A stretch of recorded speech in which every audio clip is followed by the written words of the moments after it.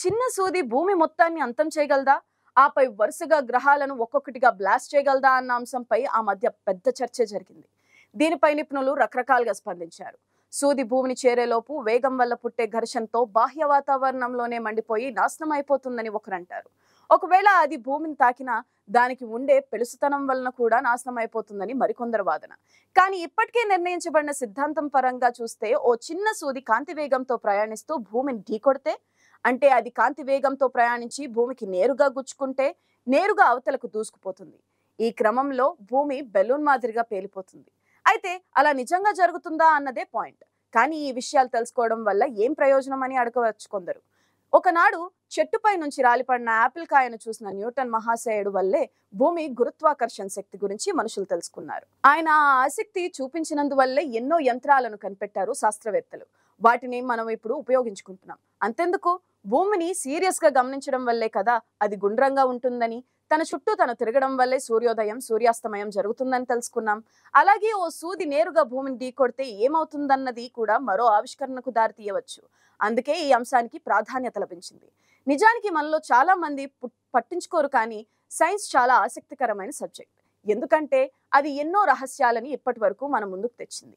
ఎన్ని తెచ్చినా మరిన్ని మిగిల్చి ఉంచుతుంది. తరతరాలుగా వాటిని ఛేదించాలని ప్రజలు ప్రయత్నిస్తూనే ఉంటారు. అయినా ఇంకా కొన్ని అంతుపట్టని మిస్టరీలు మిగిలిపోతూనే ఉన్నాయి. శతాబ్దాలుగా అదే జరుగుతుంది. ప్రస్తుతం చాలా మంది అంతరిక్షంపై రకరకాల పరిశోధనలు చేస్తున్నారు. ఎప్పటి నుంచో ఉన్న పాత సిద్ధాంతాలను తెరపైకి తెచ్చి వాటిపై హాట్ డిబేట్ జరిగేలా చేస్తున్నారు. అలాంటి వాటిలో సూది సిద్ధాంతం కూడా ఒకటి. సూది కాంతి వేగంతో అంతరిక్షం నుంచి భూమి వైపు దూసుకొస్తే, భూమిని ఢీకొంటే ఆ దెబ్బకు భూమి పటేల్మని పేలిపోయి సర్వనాశనం అవుతుందని, భూమిపై ఉన్న జీవరాశి మొత్తం చనిపోతుందనే ఈ సిద్ధాంతం చెబుతుంది.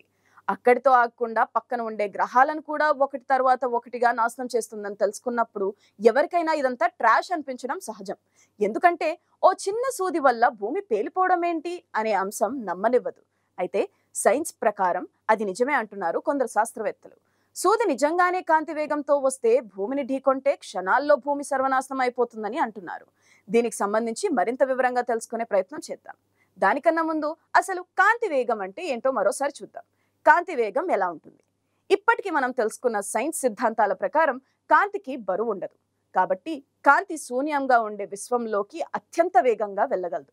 అంటే కాంతి వేగం సెకండ్కి సుమారు 2,99,792.458 కిలోమీటర్లు ప్రయాణిస్తుంది. దీనినే లైట్నింగ్ స్పీడ్ లేదా కాంతి వేగం అని అంటారు. మీకు తెలుసా, కాంతి భూమి నుంచి చందమామను చేరాలంటే 1.28 సెకండ్లు పడుతుంది. అదే కాంతి భూమి నుంచి మార్స్ లేదా అంగారక గ్రహం చేరాలంటే 1234 సెకండ్లు పడుతుంది. అంటే 20.57 నిమిషాలన్నమాట. అదే మార్స్ కి మానవ నిర్మాత రాకెట్ వెళ్ళాలంటే దాదాపు 7 నెలల కాలం పడుతుంది. ఈ విశ్వంలో కాంతి కంటే ఏది వేగంగా వెళ్ళలేదు అని ఐన్స్టీన్ 1905లోనే సూత్రీకరించారు, చెప్పారు. కాంతికి బరువు ఉండదు కాబట్టి శూన్యంలో అంత వేగంతో వెళ్తుంది. బరువు ఉండేవి ఏవి అంత వేగంతో వెళ్ళలేవని సైన్స్ చెప్తుంది. ఇక మన కాన్సెప్ట్ లోకి వద్దాం. సూది చిన్నదే కావచ్చు, కానీ అది కాంతి వేగంతో రావడం అనేది అసలైన విషయం.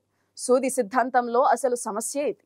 సూదికి బరువు ఉంటుంది కాబట్టి అది కాంతి వేగంతో అసలు వెళ్ళలేదని కొందరు సైంటిస్టులు వాదిస్తున్నారు.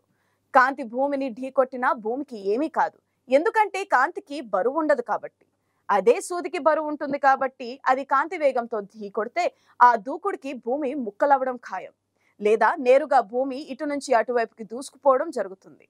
సూదికి ఉండే బరువు కారణంగా కాంతి వేగంతో ఎన్నటికీ రాలేదు. భౌతిక సూత్రాలు కాన్సెప్ట్ కోసం మాత్రమే సూది సిద్ధాంతం తీసుకోవడం జరిగింది. అంతే తప్ప ఇలా జరిగే ఛాన్స్ లేదంటున్నారు నిపుణులు. సిద్ధాంతపరంగా చూస్తే కాంతి వేగంతో సూది వచ్చి భూమిని ఢీకొంటే ప్రళయం వచ్చినట్లే, కానీ అలా జరిగే అవకాశాలు సైన్స్ లో లేవంటున్నారు. అయితే ఈ సిద్ధాంతం అక్కడితో పూర్తి కాలేదు. మరింత డీప్ గా విశ్లేషించడం జరిగింది. ఈ హాట్ డిబేట్ లో మరో కోణం సూది కరిగిపోతుందా అనేది. మన భూమిపై అంతరిక్షం నుంచి ఏదైనా వస్తువు వస్తే అది భూ వాతావరణంలోకి రాగానే రాపిడి వల్ల మంటలు చెలరేగి కాలిపోతుంది, పేలిపోతుంది. కాబట్టి సూది కాంతి వేగంతో వచ్చిన భూ వాతావరణంలోకి రాగానే కాలిపోతుంది కాబట్టి అది భూమిని ఢీకొట్టలేదు అనేది మరికొందరు నిపుణుల వాదన. అయితే ఆ సూది ఒకవేళ వైబ్రేనియం అనే లోహంతో తయారైంది అయి ఉంటే అది భూ వాతావరణంలోకి వచ్చినా కరిగిపోదు. వైబ్రేనియం అనే ఖనిజం నిజంగా లేదు. ఇది మార్వెల్ కామిక్ బుక్స్ లో మాత్రమే ఉంటుంది. అత్యంత బలమైన గట్టిగా ఉండే ఖనిజం ఇది. సూది సిద్ధాంతానికి అనుకూలంగా వ్యతిరేకంగా వాదనలు ఉన్నాయి.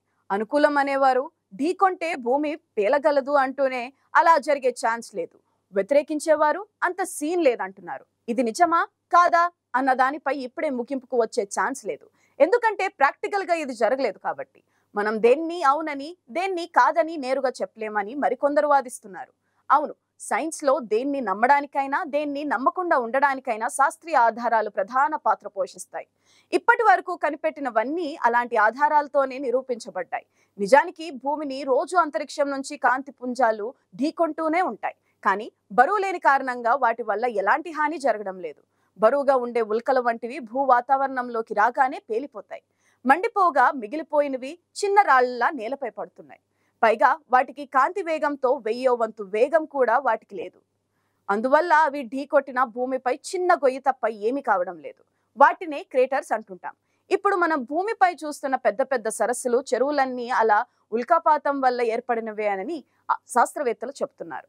ప్రస్తుతం మనం తెలుసుకున్న విషయాలు సముద్రంలో ఓ చెంచాడు మాత్రమే. ఇంకా తెలుసుకోవాల్సినవి చాలా ఉన్నాయి.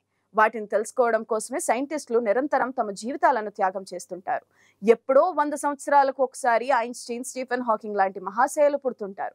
ప్రపంచానికి వారు మార్గదర్శకులుగా నిలుస్తుంటారు. అలాంటి వారి వల్లనే ఇప్పటి వరకు మనం అనేక నూతన ఆవిష్కరణలతో జీవితాలను సులభతరం చేసుకుంటున్నాం. వారి త్యాగాలు పునాదులపైనే ప్రపంచం కొత్త పుంతలు తొక్కుతుంది. మరో కొత్త పరిష్కారం దొరికేదాకా మనం చెప్పుకుంటున్న సూర్య సిద్ధాంతంపై చర్చ కొనసాగుతూనే ఉంటుంది.